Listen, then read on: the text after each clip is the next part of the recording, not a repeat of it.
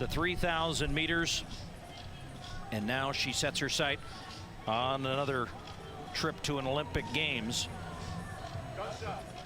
Just a phenomenal season for her in the indoor circuit. And her son turned 1 the day after she won her medal, which was just icing on the cake, as she now goes into the 5K to be kind of testing out where her strength is as she opens up this outdoor section of her 2024 year. And a happy belated Mother's Day.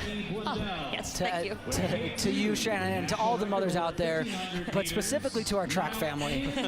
Yes, exactly. We got some great mom performances tonight. I love to see it. Well, right out to the start, Gemma Finch, who's the pace setter, has only one person in tow as St. Pierre goes out aggressively here in the early going. A lot of star power in this race, and we'll get to some of the other introductions as the race unfolds here. But I mean, what impresses you the most about? And when I talked to Kara Goucher in the lead up and then into the World Indoor Championships, what she was saying is just how quickly St. Pierre was back into top form.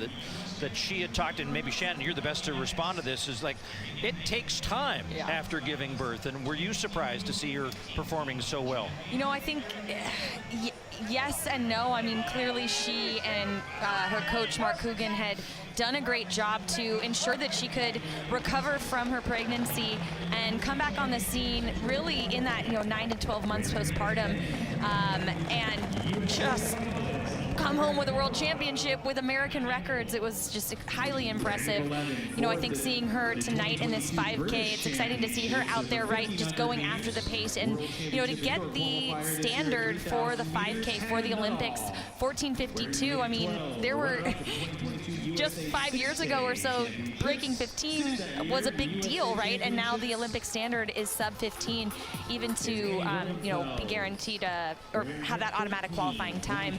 And we see in the field, the pacer has kind of settled into that pace. St. Pierre is right on her back as well, but the chase pack is now cut up as we're all strung wide, and a large field that we have of athletes here, about 18 of them, plus the pacer in this 5K tonight. Yeah, Paul, I think what you were referring to was, because I was as amazed as you, seeing Ellie St. Pierre on the start line at the Fifth Avenue Mile. So if my math is correct, March is the 3rd month, September is the 9th. So a mere 6 months after giving birth, she was out there racing with some of the best athletes in the world, charging down Fifth Avenue. And yes, I have no reference, no basis for saying how that is, but I'd say she transcends mere mortals. She is a super mom, and we all are just in her wonder. Well, she was inspired, I bet, by Faith Kipyegon, her daughter is around the same age as mine, around 5, turning 6, but goes on to set the world record. So clearly, anything is possible. Absolutely. In this field, again, for American fans, we have the who's who of distance runners.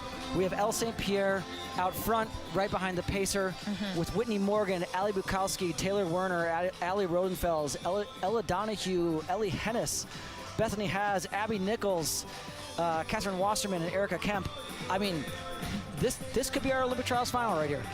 When you look at the pacing, I mean, the pacer was supposed to run 71s or so. Our first lap was spicy. That's why St. Pierre was only with the pacer. They ran about a 33-second first 200, so that's quite under the prescribed pace. Then settled into a 73 to kind of get back on the split that they wanted to. That last lap was a 71, so now they seem to be dialed in as the pacer is with the pace lights and the field is just clipping along. 2:58.44 for those following the K splits here, so keep an eye on those Ks and if they stay steady or not through the race. And again, the pacer in front helping, that is Finch, but also those wave lights as well.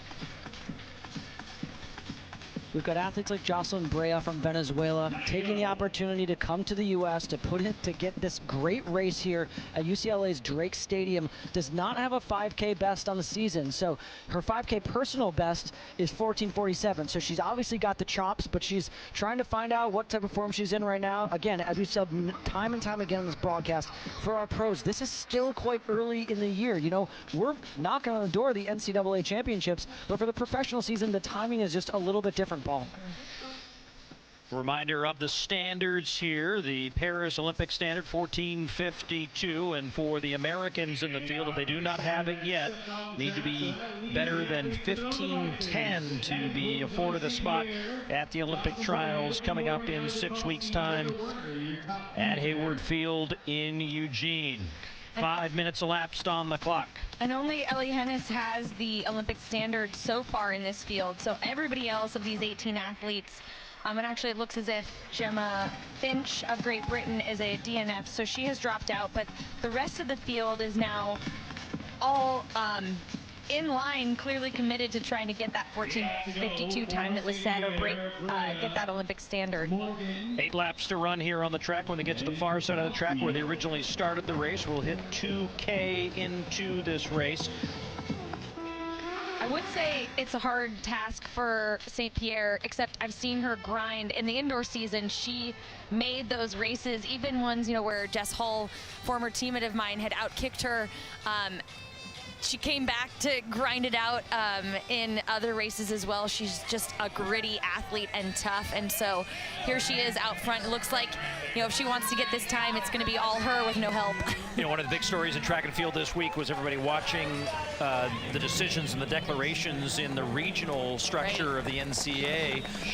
I think the whole declaration process going into the trials is going to be fascinating as well, because, again, if we are in this golden era, there are so many women who are sort of in that point where they think they could make a final. They maybe get themselves, like a Christian Smith, into the games as a surprise, but you kind of have to wait until the big names decide what they're going to do, and there are still some decisions to be made by some of those women. Absolutely. And a lot of times, too, that double of the 15.5K is something that's so impactful, too. It's maybe, aside from the 1-2, the most popular double, because they're competing in completely separate halves of the trials. Again, the trials for the U.S. is split up into 2 4-day periods. The first 4 days, a 2-day rest period, and then the second 4 days. Correct me if I'm wrong, Shannon, the 5,000 meters will be contested in the first half of the trials and the 15 in the second. So you got athletes like Ellie St. Pierre where, gosh, competing in the 5K wouldn't be a consolation, right? She'd need to punch her ticket to Paris, and that's 25 laps of running before you run your first round of the 1500. Yes, Paul, I do think that, unlike the NCAA, we don't have the honest effort rule in the professional ranks, and so you may have a lot of athletes who declare in an event and then ultimately don't show up for the starting line, which I think is a bit of a shame in this sport, honestly, because it prevents another athlete from having that opportunity. But at the end of the day, this isn't an all-comers meet, right? The Olympic trials is just that. It's a chance to represent Team USA at the Olympic Games, and so if you hold that spot is yours and yours alone, how you want to use it. But we'll see. We'll see how many athletes choose to, come back in the 1500.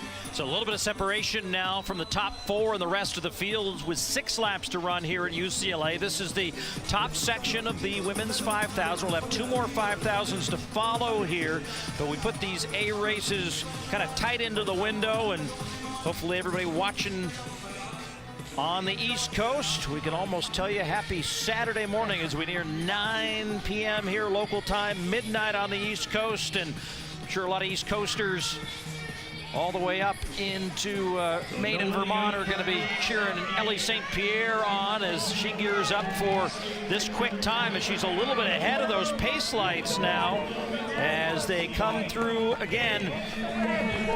They'll have 3,000 meters complete when they reach the line, and the first kilometer was 2:58.44.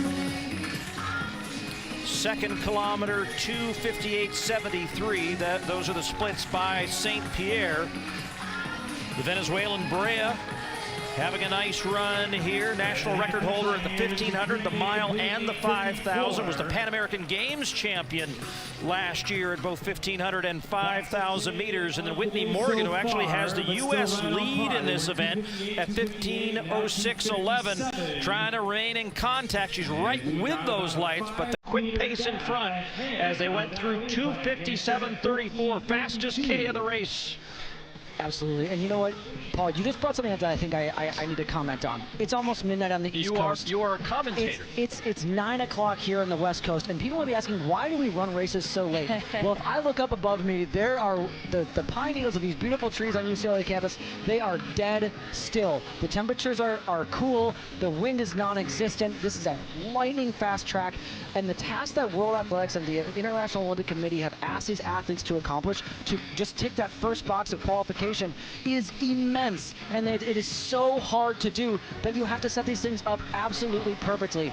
And Ellie St. Pierre right now is doing an absolutely fantastic job of showing the rest of this field this is what Olympic qualifier looks like, as there are two women that are miles ahead of the rest of this field. You know, as I look at the U.S. athletes that have the qualifying time, you know, going back to that potential double, and historically we have had scenarios where the 15 was maybe first and the 5K could be after. In this Olympic trial scenario, where all the way back at the beginning of the broadcast, Paul was talking about the simulation of the Olympics, right? And the importance of having our athletes go through the rounds like they would at the Olympic Games. Now these athletes have the 5K at first for women if they want to be considering a double with the 15. And in the U.S., you know, our leader was Alicia Monson, who unfortunately has a knee injury and won't be competing, which leaves only Josette Andrews and Ellie Hennis, as well as Courtney Wyman with the time. Eleanor Purrier tonight will hopefully be another one to add to that list, but it isn't a deep field yet of women in the U.S. in the 5K who have the qualifying standard. And so exciting to see her out far in front of the pace lights with only 3 laps remaining in this race. Well, don't forget about Whitney Morgan, who's now chasing those lights, and that's kind of all that she has in the way of help here, because the leaders, St. Pierre and Brea of Venezuela, are reaching the line with 3 laps to go. So the green lights, just to remind the fans, that's 14:52 if I'm not mistaken. That is the Olympic qualifying pace. But again, what's crazy to me again, Paul, this is what I keep saying, golden age. An absolute thundering horde of women just crossed the common finish line, and they're right around 15-minute pace. That used to be a barrier, Shannon, Yep. when you were running. Only a handful of women in the U.S. ever had gone under 15 minutes, and now there's about 15 Americans seemingly in this race that are about to do it tonight. And that light at 15:10 is the Olympic trials qualifying standard, with a host of Americans ahead of that light as well, and we'll follow them all the way through to the finish. But meantime, the racing up front, as Ellie St. Pierre driving this thing, and Brea's stuck right with her. Brea's lifetime best, 14:47.76. So definitely on pace for something special here. St. Pierre, sort of a pedestrian 14:58, on her way to shattering that mark, and we'll keep an eye on that all-time top 10 list by Americans. Again, Munson with that blistering 14:19.45 American record not in play, but lots of names on that list of all-time greats at 5,000 meters. Getting a little bit nervous watching Ellie St. Pierre cover these last 2 laps. She is getting stalked right now by Jocelyn Brea. What a dream scenario, right? Yeah, Jocelyn Brea is not letting a whiff of wind get between her and Ellie St. Pierre, and they're just clawing their way to some lightning fast times. If again, just quick math, Ellie would need to run about a 1:55 last 800 to attack that American record. That might be off the table tonight, but again, what are these athletes coming here to do? They're coming to run their Olympic qualifying times. They are absolutely going to accomplish that, barring some unforeseen circumstances. But right now, we have Ellie St. Pierre. She put the glasses on. I said this earlier, if you put the glasses on, you got to win the race. She always has the glasses on. That's and she's okay. Just been winning those races. Well, we go back just a few months ago in Glasgow, when up against the best in the world, Ellie St. Pierre drove home to her first ever world indoor title. Now just a little bit of separation between her and Brea, as she hits the line at 3:30 with a lap to go. I mean, the story of this race with Ellie leading the entire thing once the pacer dropped off, and then once she hit the 3K mark, started hitting 69s, then 69, then 69, then 67, separating herself now from Brea as she goes into the final 300. Brea trying to see if she can keep any sort of closeness, but it's that speed, you know, 1,500 meter comparison. Ellie St. Pierre sub 4 significantly, and Brea a 4:07 personal best. So over these final meters, it's all St. Pierre. You have got to be kidding me right now. If I'm a 5K runner, or even worse, a 1,500 meter runner, right now I am shaking in my boots at the fitness that Ellie St. Pierre is showing us. Well, Brea still giving up a pretty good fight here coming off the final turn, but Ellie St. Pierre in the twilight of a city of stars remains the brightest star in American distance running as she will cross the line in a shade over 14:34 as she will become the number 5 all-time in American history in 5,000s, one spot ahead of Shannon Rowbury. Good work, St. Pierre. I love to see it. Now officially 14:34-12. So it's Munson, Houlihan, Schweitzer, Cranny, and St. Pierre. And just note that Cranny's mark was an indoor mark, so number 4 outdoors all time. And Brea with a fabulous run, shattering her. Charged away. And what was her closing split, Shannon? I think you had the 400s up there. We got 63 for the final split, for the final 400. 3 seconds for the final lap. Absolutely incredible running. She did the glass